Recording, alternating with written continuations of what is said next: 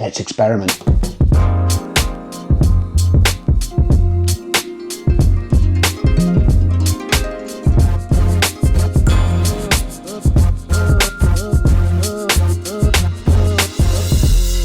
Hello and welcome to an AVForums short video overview of the Burson Audio Playmate 3 DAC and headphone amplifier. My name is Ed Selly, I'm the hi-fi editor for AVForums, and before we go any further, this review contains subjective opinion. So if it's something that you have a problem with, save yourself the hassle and the grief. Watch something else. The reason I'm saying that is because in some ways this product doesn't make any sense.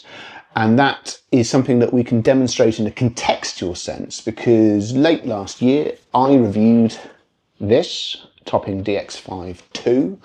There's no video for it. One of the reasons why I think there's a bit of video for it now, but there's a full review on the site. It scored a perfect 10 out of 10 and won an Editor's Choice Award because it's extraordinarily good.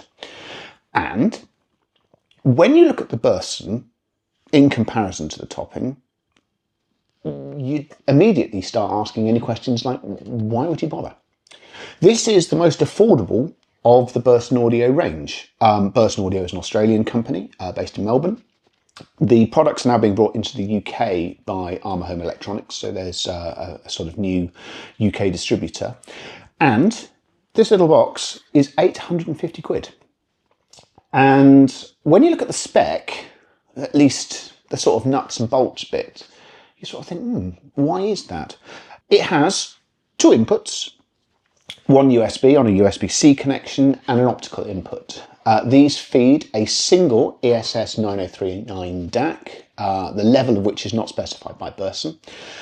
And while sample rate handling is pretty much state-of-the-art, PCM to 768 kHz and DSD to 512, compared to the connectivity of the Topping and the fact that the Topping is balanced front to back and this is not, you have a choice of RCA on the back and 6.35 and 3.5 on the front, it's not looking great. And fundamentally, you have to look at what Burson does and what their philosophy is, and then you have to decide if it has any mileage for you. What you're paying for on this is what's happening around that chipset, not the chipset itself. Burson is an extreme believer in power supply, reduction of noise and power supply, current delivery, and then biasing their products very heavily into Class A. The reason this is all metal is that this casework is partly a heatsink, and it does run pretty warm in use. It's also extraordinarily grunty. So there are high and low gain modes for the headphones, and the most power that I've needed for testing with the Focal Clear MG, which I need to be clear is not a hard headphone to drive. For test purposes, it never really made much sense to me to have a headphone where only a select number of devices could drive it. I'd rather have a headphone here that can be tested with most things to see how we get on. But the most level I've needed from this product in headphone testing has been 20 out of a possible 99 in the low gain setting. So there's a complete extra level of horsepower to be had out of this thing. And Burson's not done there. The power supply arrangements are pretty ornate. There's an external power supply and there's a lot going on inside this casework. But if you fancy it, you can take this product further.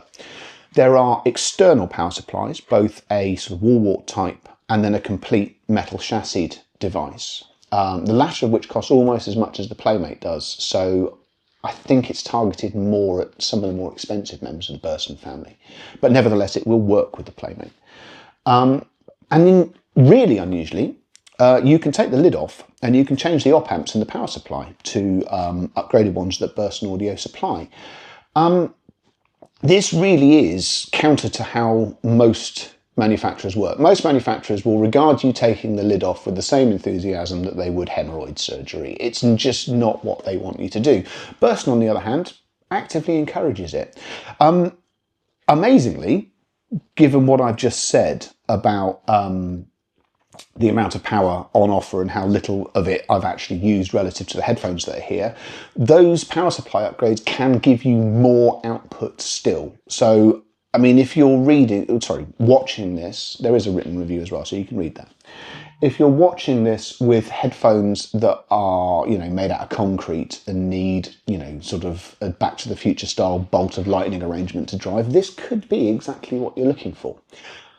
But nevertheless, I'm bringing the topping back up at this point. It's hard to argue that for less than half the price, you've got EQ, you have a display that is visible at a distance. This display is clear enough, but you'll need to be fairly long-sighted to see it from a seated position.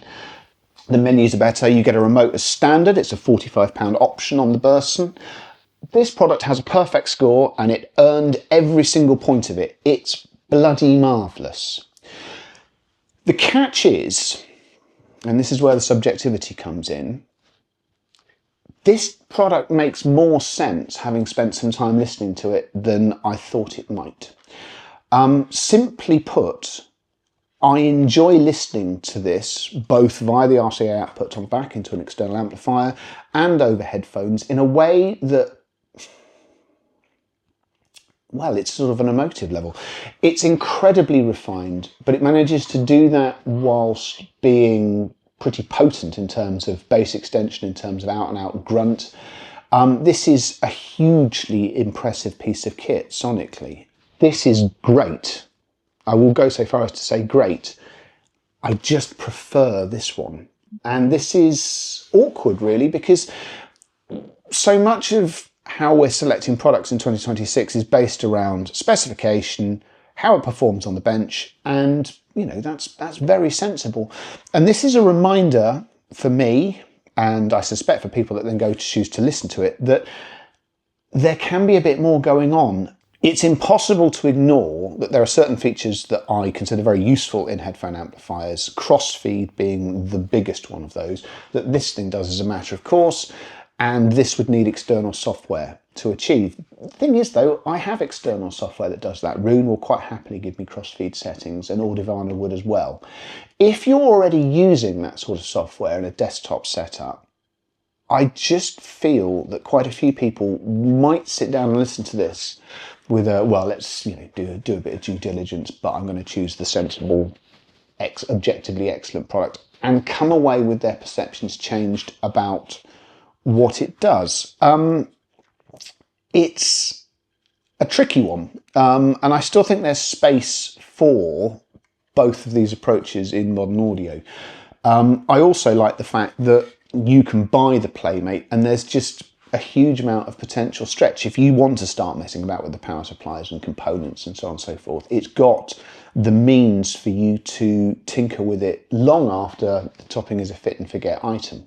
I found it sufficiently interesting that I think over the course of 2026 we will have a little bit of a look at some of the other Burson audio devices, because in 2026, where you've got such objective excellence at very, very sensible prices, you have to be doing something a little bit different to justify the existence of more expensive products. And Topping themselves have been grappling with this particular issue, and we'll be looking at the D900, which takes all sorts of expertise that they have to a whole new price point very soon.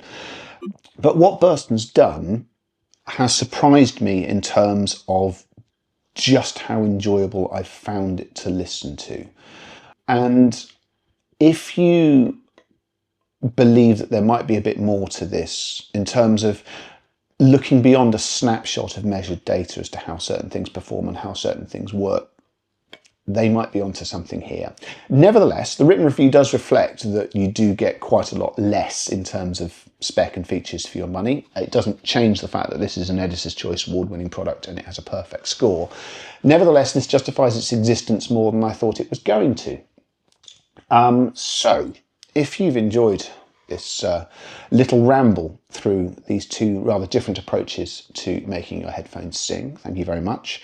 Please don't forget to like and subscribe to the channel. There will be more content going forward. It may well be that the next video I do is in a different surroundings to this, because hopefully in a not too distant future I'm moving house. So same sofa, different space, more cats. But all that's left for me to do this time is to thank you very much for watching, and we'll see you again next time. Bye.